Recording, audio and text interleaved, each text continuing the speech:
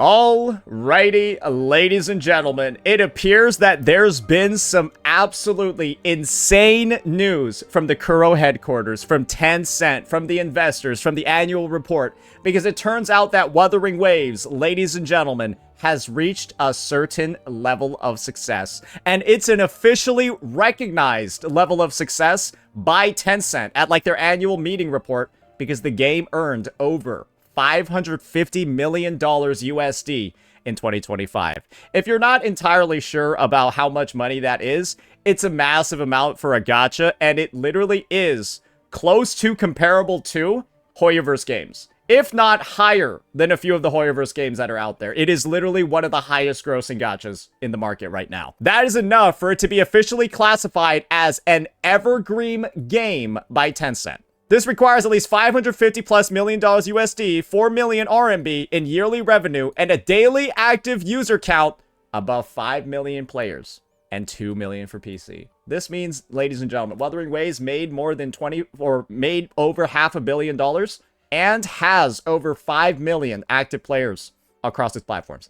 That is a very impressive game, and that is a very popular game. Wuwa was also cited as a major contributor for Tencent's international growth. So that means this game is widely recognized across not just China, but the world.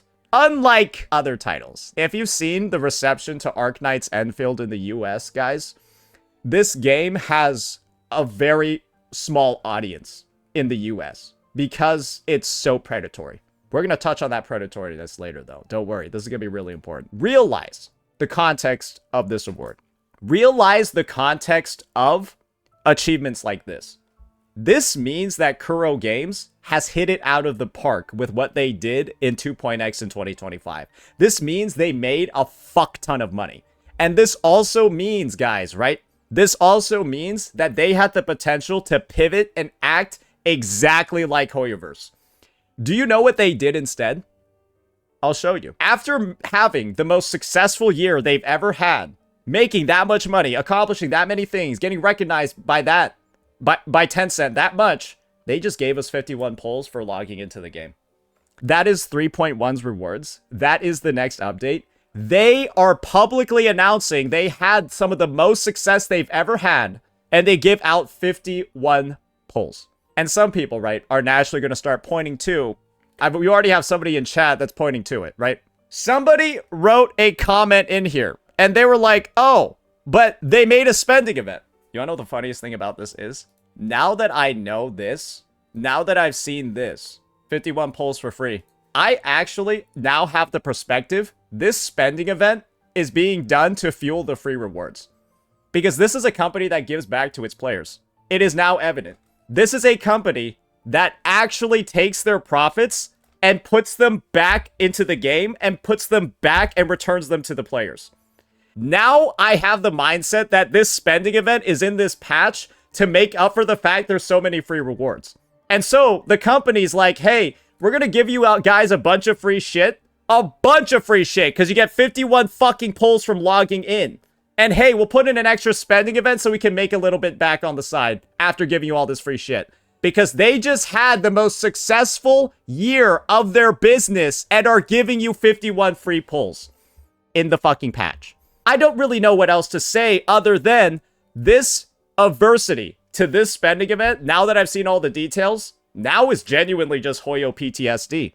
Because you're used to Hoyoverse doing these spending events and then not actually fucking putting that money back into the game. Do you want to know what Hoyoverse does with spending events instead? Let me show you. The most disgusting shit ever. You remember what I talked about a lot of during ZZZ 2.5?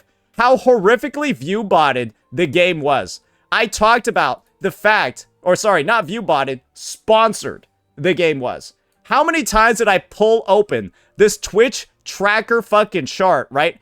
How many times did I pull it open during 2.5?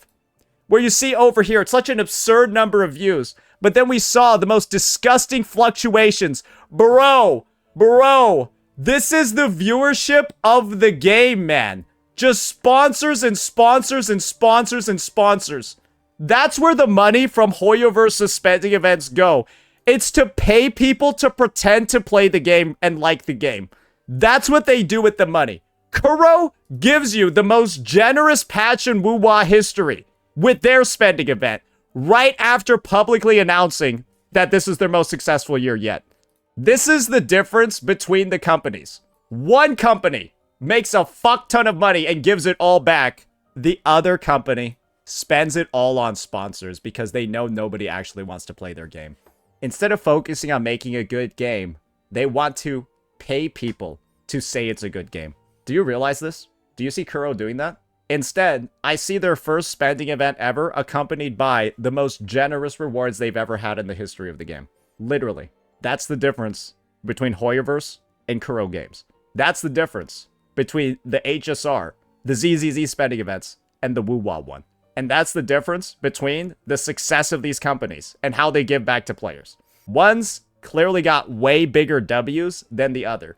And this actually probably explains why people don't really give a fuck at all about Wuwa spending event once you naturally think about it. Because A, it's the most useless one in the history of the game. Like, literally the most god-awful rewards ever, to the point where nobody's actually using it as a motivation to spend. And they're just viewing it as literal rebate freebies because it's $30 for 4 pulls. Oh, sorry, you get this one for free without doing anything. So it's $40 for a sticker and 3 pulls. One thing that's obvious is that Wuthering Waves has clearly made more than, like, what's 550 divided by 12? Most people should know. They made way more than whatever those mobile projection numbers are telling you from Sensor Tower. Whatever Gateo's lackeys and like his like Discord full of freaks are cooking up together when you look at gacha revenue, it doesn't line up at all. Because if those revenue reports were true, Wuwa and Kuro would not have made these qualifications. So just keep that in mind when it comes to the revenue misinfo. This game is doing a lot better than people thought. So they got a translated article from Gemini. Gemini usually does pretty good translations, so we'll trust this one. Regarding the gaming business, Ma Huatong gave a glowing evaluation similar to last year, describing the gaming division as frighteningly strong. So Tencent is very confident, and I'm pretty sure Tencent is going to be bankrolling Wuthering Waves forever. I don't think it even matters if Wuwa has like a bad patch or bad revenue. I think that they are viewing it as such a strong asset with enough like brand reputation that it's worth investing in, even if there's like a rough patch. This is essentially, right, like the most security that I feel like a gacha can have at this point, because that mindshare is always going to be there and there's always room for recovery. And obviously, if the devs are doing shit like this so often, well, let's just be entirely real. You're probably not going to actually need a recovery because you built such a positive reputation. Liu Ziping provided a more detailed analysis of the gaming business's development over the past year. While the global gaming market grew by only 3%, Tencent grew by 23%. Beating the market by 20%. This success is largely attributed to several evergreen titles. Ladies and gentlemen, Wuthering Waves is in the same revenue conversation as Naruto, Honor of Kings, League of Legends, and Valorant. This game is up there with League of Legends and Valorant. And Honor of Kings is one of the biggest games in CN, and is actually having a global release soon. So yeah, maybe there'll be an Honor of Kings Wuwa collab. Who knows, right? We'll see Chu Yan in Honor of Kings. All of these titles saw a significant growth in both active user numbers and revenue performance last year. He also mentioned that the international market contributed 30% of the gaming division's total revenue, exceeding 10 billion USD for the full year. Key drivers for overseas expansions include Path of Exile 2, Wuthering Waves, Warframe, PUBG, and COD Mobile. So as you can see here, ladies and gentlemen, this is one of the most celebratory things I can imagine for the Wuthering Waves community. And it's great to receive news like this right before the release of version 3.1. Right? Because 3.1 is where we're going to see all of that generosity come to a head. And yes, the dialogue surrounding this version has undoubtedly been tainted a lot, right, by that discussion surrounding the spending event. But after seeing this, knowing that this company could have been the greediest fuckers ever, they could have been like Enfield and give you only like 50 real pulls a patch and then tie the rest of it behind 50 hours of gameplay. But Wuthering Waves doesn't do that. You get more pulls from logging in version 3.1 than 50 hours of gameplay in Arknight's Enfield. Maybe it's more like 20, but you get the drift. You get more from logging into this game than you do for fucking hours. Literal days of playtime. You could play for a full day straight and you'll get less pulls than Wuwa. And that's what it's like when a developer isn't nickel and diming you. That's what it's like when your developer doesn't have a 4.5 rating out of 10. Just so you know, a lot of people thought this was I actually thought this was out of 5. It's out of 10. You can see the original Arknights over here. That's an 8.1. This is out of 10. That's what stinginess, greed, and a lack of generosity does in this space. And you have a company that is easily the most free-to-play friendly gacha. I think everyone can agree. Wuthering Waves is easily the most free-to-play friendly gacha in the space. They made this much money still being the most free-to-play one. Because remember, dupes in the fucking Coral store, right? I feel like nobody ever talks about that when they're comparing between gacha systems. But hey, a lot of people, they don't like to make honest comparisons, right? When they're talking about Enfield, it's the best gacha system, the most generous, the most free-to-play rewards. They still make this much money, and they're giving you all of this back still. This really beats a Lantern Rite celebration. This is the difference between Lantern Rite Chinese New Year celebrations. Are you ready? Kuro Games throws you 51 pulls for logging in.